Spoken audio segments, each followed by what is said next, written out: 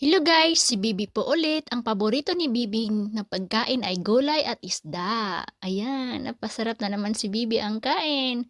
Nagluto ng isda, pagkatapos nilaga niya ang okra at talong, pagkatapos sibuyas bombay, sa luya. Ayan, hiwa-hiwa, lagay sa plato. Pag gumagawa siya ng pang-appetizer niya, yan may kamatis, para maganahan magkain si Bibi. Ayan, naluto na siya. Yung talong, ayan, pisa-pisain na siya. Durog-durugin ba? Ayan, hinihiwa.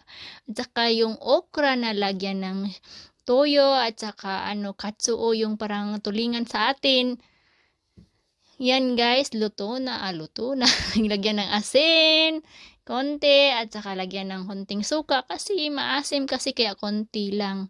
Pang appetizer yan ni Bibi guys kasi si Bibi madali siyang malula sa pagkain kaya naggawa siya ng sarili niyang pagkain.